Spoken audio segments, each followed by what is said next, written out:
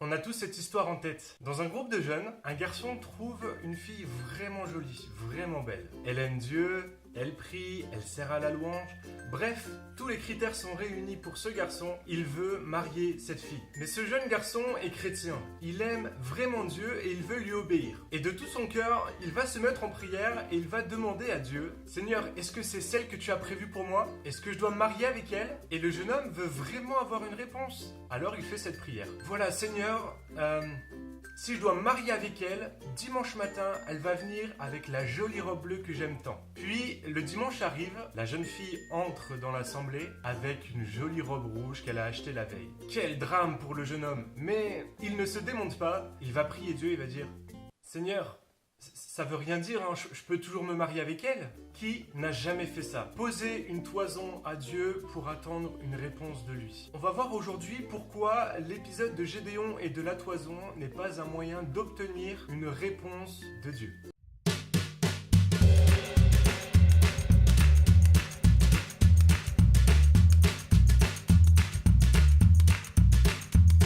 Relisons ensemble quelques versets de l'épisode de Gédéon et de la toison. Juges, chapitre 6, versets 36 à 40. Gédéon dit à Dieu: Si tu veux délivrer Israël par ma main, comme tu l'as dit, voici je vais mettre une toison de laine dans l'air. Si la toison seule se couvre de rosée et que tout le terrain reste sec, je connaîtrai que tu délivreras Israël par ma main, comme tu l'as dit. Et il arriva ainsi. Le jour suivant, il se leva de bon matin, pressa la toison et en fit sortir la rosée. Il donna de l'eau plein une coupe. Gédéon dit à Dieu: Que ta colère ne s'enflamme point contre moi, et je ne parlerai plus cette fois. Je voudrais seulement faire encore une épreuve avec la toison. Que la toison seule reste sèche et que tout le terrain se couvre de rosée. Et Dieu fit ainsi cette nuit-là. La toison seule resta sèche et tout le terrain se couvrit de rosée. Voici le contexte de ce passage. Israël, le peuple de Dieu, s'est rebellé contre lui. Parce qu'ils ont abandonné Dieu, Dieu a permis qu'un peuple les envahisse et les pille. Ainsi, Israël fut sous le commandement des Madianites pendant 7 ans. Le peuple d'Israël implora Dieu de les délivrer de la main de Madian. Dieu choisit de délivrer Israël par la main de Gédéon. Va avec cette force que tu as et délivre Israël de la main de Madian. Dieu a déjà parlé à Gédéon.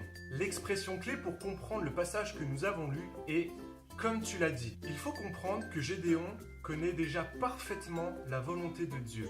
Dieu lui a déjà parlé. Alors, si Dieu a déjà parlé à Gédéon, pourquoi Gédéon pose cette toison? Dieu n'a pas demandé à Gédéon une petite tâche, une petite chose. Dieu demande à Gédéon de délivrer un pays entier d'un envahisseur puissant. Pour accomplir cette tâche, Gédéon avait besoin d'une certitude que Dieu l'accompagnerait dans cette tâche. C'est pourquoi il demandera un signe pour confirmer la parole de Dieu. À 2 reprises, Dieu confirmera sa parole. Il sera bien avec Gédéon pour délivrer Israël de la main de Madian. Gédéon n'attendait pas une réponse de Dieu, mais un moyen de fortifier sa foi. Si Dieu m'a parlé, est-ce que moi aussi je peux demander une confirmation? Oui, je crois que Dieu désire confirmer sa parole. Laissez-moi vous raconter un morceau de mon témoignage. Alors que nous avions reçu une parole très précise de Dieu, Emeline et moi avons demandé à Dieu de confirmer sa parole. Il ne s'agissait pas d'une petite chose à faire, mais d'un pas de foi énorme. Quitter mon travail, mon CDI, mon confort pour servir Dieu. Face à ce défi de foi, il nous fallait des confirmations. Dieu l'a fait plusieurs fois par des textes dans sa parole ou par des prédications. Nous savions que Dieu avait parlé, mais dans l'attente de l'accomplissement de la parole, Emeline a fait cette prière. Seigneur, tu nous as parlé, mais on ne sait pas quoi faire avec cette parole, on a vraiment l'impression de tourner en rond. Puis le lendemain, dans une prédication, le pasteur pouvait dire que quand Dieu avait parlé en nous demandant quelque chose, si on ne faisait pas ce qu'il nous avait demandé, on pouvait avoir la sensation de tourner en rond. Si Dieu a parlé, il est naturel de demander confirmation. C'est même sage. L'homme n'est pas infaillible et peut se tromper sur l'interprétation d'une parole. C'est pour ça que je vous encourage à toujours demander confirmation d'une parole que vous avez reçue. Pourquoi ne faut-il pas poser une toison pour demander une réponse de Dieu? Dieu parle encore aujourd'hui. Si vous n'avez pas reçu de réponse à votre question, c'est qu'il n'est pas le moment pour vous d'avoir la réponse, ou que vous avez déjà la réponse mais que vous espérez que Dieu change d'avis.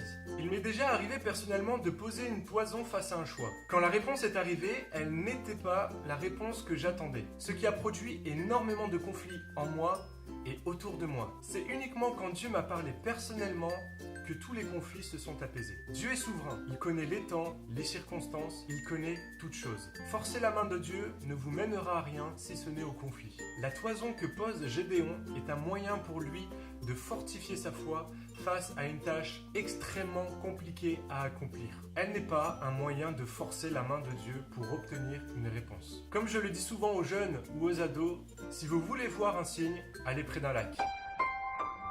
Cette vidéo est maintenant terminée. Merci de l'avoir regardée. N'hésite pas à me dire dans les commentaires ce que toi tu penses de l'épisode de la toison et Gédéon. Si tu souhaites que je traite une question que tu te poses, n'hésite pas à m'en faire part dans les commentaires. Si cette vidéo t'a plu, mets un pouce en l'air. Pour ne manquer aucune de mes autres vidéos, abonne-toi à la chaîne. Et pour m'encourager dans ce projet, partage-la avec tes amis. En attendant, lisez votre Bible, méditez-la et mettez-la en pratique. Bye!